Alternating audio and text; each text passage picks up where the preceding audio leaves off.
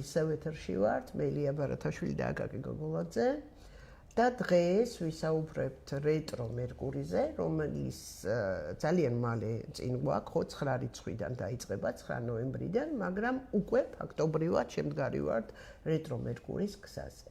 და ამ რეტრო მერკურის თავისებურება, ჯერ მოდით ვთქვათ რა არის ზოგადად რეტრო მერკური, მოდი ჯერ ამაზე ვისაუბროთ და მერე უკვე კონკრეტულად ხო მშვილდოსანზე და მორიელზე, ხო? ყველამ ვინც გვისმენს ჩვენ ხშირად, ძალიან ბევრჯერ გვაგაჟღერებული რეტრო მერკურის პერიოდი, რომ ეს არის გაჩერების პერიოდი, შემოწმების პერიოდი, გადამოწმების, გამომდინარე იქიდან რა ნიშნებში არის რეტრო მერკური და მე ძალიან მიყვარს და ჩემს სტუდენტებსაც ყოველთვის ამ მაგალითს უყვები, რომ რეტრო მერკური გავს ასეთ სიტუაციას, რომ ტრასაზე მიდიხარ მანქანით, ხო, ძალიან დიდი სიჩქარით და რაღაც და ჩაული, ხო, იქ სოფლებია, ქალაქებია, ლამაზი ადგილებია, ულამაზო ადგილები არ აქვს მნიშვნელობა.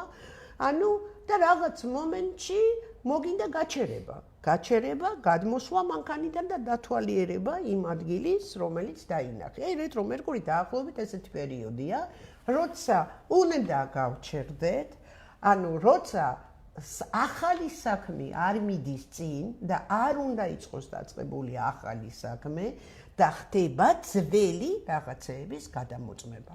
დავამატე რამე. წელიწადში 3-ჯერ გვაქვს ეს რეტრო მერკური, ყოველი 3 თვის მერე 3 კვირით. ეს არის პერიოდი, როდესაც უნდა დაუბრუნდეთ ძველს. ეს არის პერიოდი, როდესაც უნდა გადავამოწმოთ რა შეცდომები დავუშვით ოდესღაც. გამოსწორებისთვის არის კარგი პერიოდი, ჩაღრმავებისთვის არის კარგი პერიოდი. ის 3 კვირა რეტროგრადული მერკურის პერიოდში არ ვიწყებთ არაფერს ახალს, არ არის კარგი საქმიანი მოლაპარაკებებისთვის, კონტაქტებისთვის და ახალი საქმეებისთვის ზოგადად. ეს არის პერიოდი, როდესაც წინა პერიოდში რეებიც ვაკეთეთ, როგორც მივდიოდით სწორად, ვამოწმებთ, რამდენად სწორად გავაკეთეთ. ვუღრმავდებით, ვიკვლევთ და ზოგადად ეს პერიოდი ანალიტიკური სამუშაოებისთვის, ჩაღრმავებისთვის და რაღაცების მომზადებისთვის კარგი პერიოდია. უშუალოდ ქმედებაზე არ გადავდივართ, მაგრამ კვლევითი საქმიანობებისთვის მით უმეტეს, რომ მორიელში გადმოდის ეს რეტროგრადული მერკური, გადასარევი პოზიცია. ზოგადად, მორიელში იქნება თუ სად იქნება, ზოგადად საუბარი არის იმაზე, რომ შინაარსი არის ასეთი. რომ ინფორმაციული ველი სამყაროში არის დამუხრუჭებული, მაგრამ დიდი პლუსი არის ის, რომ ის, რასაც შეიძლება მივიღოთ რეტროგრადული მერკურის პერიოდში, ინფორმაცია, რაც გაინტერესებს თქვენი საკუთარი თავის შესახებ, ნებისმიერი ინფორმაცია, ხო, რომელიც არ ეხება რაღაც დოკუმენტებს, არ ეხება რაღაც ოფიციალურ რაღაცებს, ხო? ეს ასეთი ინფორმაციას ვერასდროს ვერ მიიღებთ, იმიტომ რომ აკაკემ სწორედ თქვა, რომ ეს არის პერიოდი ჩაღრმავების და ჩვენი ტვინი სხვანაირად მუშაობს. ამიტომ ყველა პერიოდი სამყაროში არის კარგი. თუ ჩვენ იმას სწორედ გამოვიყენებთ, შესაბამისად, ესეც არ არის ცუდი პერიოდი, უბრალოდ უნდა დავემორჩილოთ რა. მეტად დაკვირვებულები ვიყოთ კომუნიკაციაში, ინფორმაციებში, იმიტომ რომ გადავამოწმოთ რაღაცეები, ხო, ამიტომ ვიძახით, ნახეთ, ტრანსპორტიც კი ხო, მაგ პერიოდში დამუხრუჭებული, აგვიანებს ავტობუსი, ხო, პირდაპირ ეს თემაა, რომ ხო, რასაჩვენებს მაგალითად ავტობუსებს, რასაჩვენებს ეს რეტრო მერკური მაგ პერიოდში, რომ რაღაცა იქ არასწორად გაქვს დაგეგმილი რაღაცეები, ხო? და რაღაცა ნაწილი გაქვს შესაძლებელი მაგალითად. ნაწილი გაქვს შესაძლებელი, ნაწილი გაქვს გასაკეთებელი და ასე შემდეგ, ხო? მოკლედ, ეს პერიოდი არის საინტერესო იმ მხრივ, რომ ჩვენ შეგვიძლია ჩვენი წარსული შეცდომების აღმოჩენა. რეალურად ეს არ არის დაკავშირებული აქ ფსიქოლოგიურ პრობლემებთან, არც არაფერთან, თემებთან, უბრალოდ რეალური შეცდომები არის. ან კიდე რაც ჩემთვის მაგალითად ძალიან სასიამოვნოა და ყოველ რეტროგრადულ მერკურის ველოდები, აუცილებლად ვიღაცა წარსულიდან შემოხვდება, ხო? ან ჩემი კლასელი, რომელიც დიდი ხანია არაფერი არ გამიგია, ხო, ან ნაცნობი უბრალოდ ძველი და ეს მე პირადად ძალიან სიამოვნებს. ეგეც აი დაუსრულებელი ურთიერთობები ხშირად, რომელიც ბოლომდე არ დასრულებულა, გააქტიურდება. ხოლმე მათ შორის პარტნიორულიც, დაუსრულებელი კონტაქტები. ამ პერიოდში უნდა დავფიქრდეთ ზოგადად და ჩაუღრმავდეთ, რა შეცდომებს ვუშვებ კომუნიკაციაში, რას შეცდომებს ვუშვებ სწავლაში, ინფორმაციის მიღებაში, იქნებ რაღაცას არასწორად ვაკეთებ, იქნებ მეტი ძალისხმევა, მეტი დაკვირვება საჭირო და ეს რეტროგრადული მერკური მით უმეტეს სწავლის ნიშანში მშვილდოსანში, ხო, გვაძლევს საშუალებას, რომ უფრო მეტად ჩავუღრმავდეთ ინფორმაციას და უფრო სიღრმისეულად ავითვისოთ ის თემები, რაც გვაინტერესებს. ხო, თუ საუბრობთ უკვე გადავდივართ არაზოგად მერკურიზე, არამედ მშვილდოსანზე, ხო? ანუ 9-დან 19-მდე იქნება მერკური მშვილდოსანში, სანამ გადავა მორიელში და ნახეთ რა არის მშვილდოსანი. ანუ მშვილდოსანი პასუხს აქებს ჩვენი სამყაროს სურათზე, ჩვენი სასიცოცხლო ფილოსოფიაზე. ანუ რა ნიშანიც არ უნდა იყოს თქვენ ზოდიაკოსი, მშვილდოსანი მაინც აუცილებლად სადაც ყავთ, ხო, სადღაც არის ჩვენი საზღვრების გაფართოვებაზე. ხო, ყველას თავისი აქვს ეს მშვილდოსანს, თავისი თემა ცალკეული ადამიანისთვის, მაგრამ ყველას ყავს მშვილდოსანი, ხო? და შესაბამისად, როცა მერკური რეტროვდება მშვილდოსანში, ის გვთავაზობს ჩვენს, რომ შეხედეთ თქვენი სამყაროს სურათს, თქვენი სამყაროს საზღვრებს და რას გვამოწმებიებს ამ პერიოდში, ხო? ანუ და პრობლემასაც შეიძლება დავინახოთ. ანუ რამდენად თქვენი იდეოლოგია, თქვენი იდეები რამდენად ჭეშმარიტია, ხო? ანუ თქვენი რითი ხელმძღვანელობთ თქვენ, ხო? ხო არ არის თქვენი მიდგომები, ხო არ არის მოძველებული, ხო არ არის ტყუილი, ხო? ან პრაქტიკული დაუშვათ და რას ვამოწმებს, მზათა ხართ თუ არა გადაამოწმოთ. თქვენი იდეოლოგია, თქვენი ცოდნა, ვარი თქვათ თავსმოხვეულ ავტორიტეტებზე და ჩამოაყალიბოთ, ან გაიხედოთ, კი არ ჩამოაყალიბოთ, ყოველ შემთხვევაში დავუშვათ თქვენთვის ახალი ცოდნა და ახალი ფსიქოლოგია. ხო, ეს ერთი პირველი, რასაც გვამოწმებიებს ეს მერკური. მერე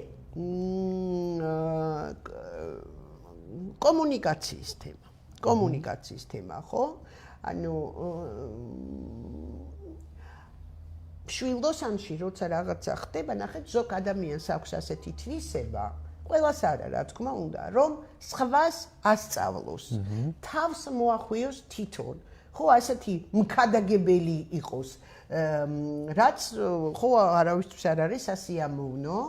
და ანუ რაზე გამოწმებს ახლა რეტრო მერკური მშვილდოსანში, ანუ მზათა ხარ თუ არა მოისვინოს ხვისი აზრი, ანუ არ მოახვიო თავს არავის შენი აზრი და ანუ შეცვალო ურთიერთობის სტილი, ხო? გაგრძელეთ. ხო და მშვილდოს აი ზოგადად რეტრო მერკურის დროს ვამბობთ რომ რაღაც ახალი სწავლა არ არის კარგი, მაგრამ თქვენ თუ უკვე მაგალითად რაღაცის სწავლა ძალიან დიდხანს გინდოდათ, დაიწყეთ და არ გააგრძელეთ, აი მიბრუნებისთვის სწავლის კუთხით ძალიან კარგი პერიოდია, გარდა იმისა რომ ამ პერიოდში უნდა ჩავუღრმავდეთ ჩვენს სოფხედველობას, როგორია ჩვენი სამყაროს ხედვა, ჩვენი ფილოსოფიური ხედვა, სწავლის თემების კუთხითაც ძალიან კარგი პერიოდია. ასევე აი მაგალითად სწავლას არ იხება, ნუ ახალი სწავლა შეუძლია ადამიანს დაიწყოს, იმიტომ რომ სწავლას ეს არ იხება, ანუ ჩვენ სკოლაც კი დაგვიწყია რეტროგრადულ მერკურიზე, ანუ იმიტომ რომ ადამიანი ნახე ხო არ მოდის დაუშვათ რაღაც თემაში, აი ეხლა უცებ ეხლა გამიჩნდა იდეა და ეხლა მივდივარ და ეხლა უნდა ვისწავლო.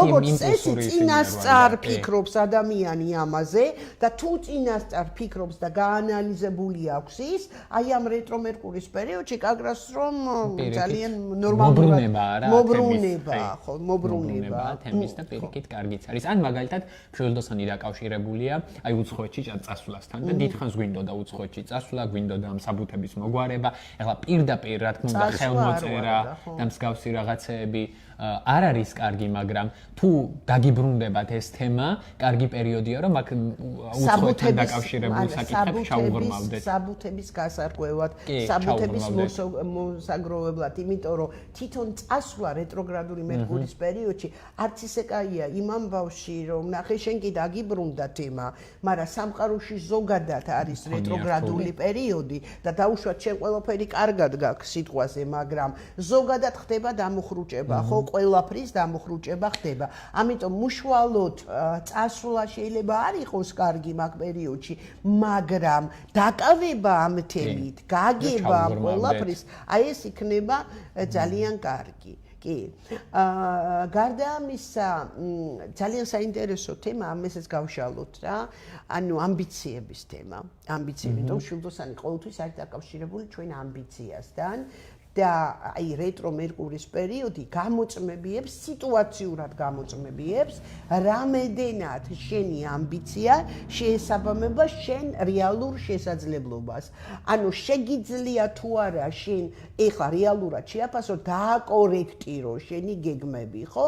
ანუ ეს მოიცავს ყველაფერს, განათლებას, კარიერას, ბიზნეს სტრატეგიას, ხო? იმისთვის რომ ეს გეგმები გახდეს განხორციელებადი. ხო, კიდე რა შეიძლება ვთქვათ, აი იურიდიული საკითხები მითი მაგების მოსაგვარებლად, ანუ მშვილდოსანი ეს არის სამართლებრივი საკითხები, იურიდიული საკითხები. ერთის მხრივ აქ რო რეტროგრადული მერკურია, შეიძლება რომ შეფერხებებს შევხვდეთ. მაგალითად, ეხლა დავა რეტრო მერკურიზე მშვილდოსანში არ უნდა დაიწყო, ხო, სასამართლო დავა. და მაგალითად შეიძლება სასამართლო ჩანიშნულია გადაიდოს და მსგავსი რაღაცებიც მოხდეს.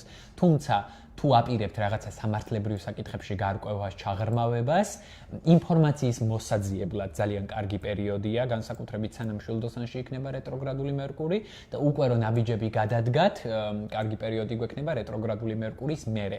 რეტროგრადულ მერკურიზე მშვილდოსანში უბრალოდ მოვიძიებთ ინფორმაციას და ვემზადებით. უშუალოდ ნაბიჯებს ვკავთ რეტროგრადული მერკურის მერე.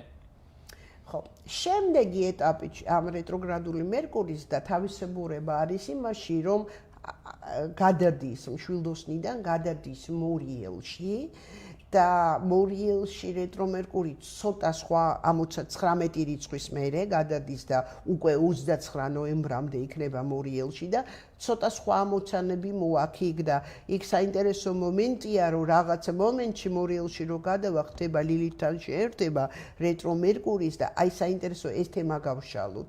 ხო, რაც არის დაკავშირებული მორიელთან. ხო, მით დაიწყე შენ და მე. მორიელი ზოგადად არის ძალიან ღრმა ნიშანი, ეს არის ფსიქოლოგიის ნიშანი, ეს არის ჩვენი ქვეცნობიერის ნიშანი, ჩვენი ტრავმების ნიშანი, სიმბოლურად დაკავშირებულია მორიელი ჩვენს ყველაზე ღრმა ფენებთან, ხო, ყველაზე ღრმა ფსიქიკურ პროცესებთან. აქ რო არის რეტროგრადული მერკური, შეიძლება აი ქვეცნობიერში რაღაცები გავდევნეთ, არ დავამუშავეთ, რაზეც ტაბუ გქონდა დადებული, რისიც გვეშინო და რეტროგრადულმა მერკურიმ რაც ოდესღაც გამდევნეთ, ხო, ეს ყველაფერი შესაძლებელია, რომ ერთიანად ამოყაროს. ანუ დაგვიმძიმდეს გონება, მოგვაწვეს ნეგატიური ფიქრები. ზოგადად მორიელში მერკურის ისედაც ახასიათებს ძალიან შფოთვარე აზროვნება, ნეგატიური ფიქრები და მით უმეტეს ახლა ლილიტთან ამ მთელ ნეგატივს, ამ მთელ ფსიქოლოგიურ პრობლემებს, რაც ოდესღაც გამდევნეთ, ერთიანად წამოყრის. ეს არის პერიოდი, როდესაც უნდა იმუშაოთ თქვენს სიღრმისეულ მხარეზე, თქვენს ტრავმულ მხარეზე, რისი გეშინია. რა გაქვს დასამუშავებელი? ანუ რასაც ფსიქოლოგიაში ქვია მუშაობა ჭtildeთან. აი ჭtildeთან მუშაობა, იმიტომ რომ ის გვაძლევს ჩვენ მაპატიაკაკი რო შეგაწყვეტინე, ანუ გვაძლევს ლილით ჭtildeია და მით უმეტეს მორიელში, ხო? ანუ ჭtildeურ ხარესთან, ანუ აქ ლაპარაკი არის, ანუ შენ მერკურის პოტენციურად გადაყავ ცნობიერების სხვა დონეზე, ნახეთ და გამუშავებს, აი უნდა ამ პერიოდში გამუშავებიებს აი ის რაც განდევნილი გაქვს, ანუ განდევნილი ემოციები, რაღაც ყენები, რაღაცა შიშები, ხო? და გეუბნება რომ შენ უნდა სახელი დაარქვ ამას.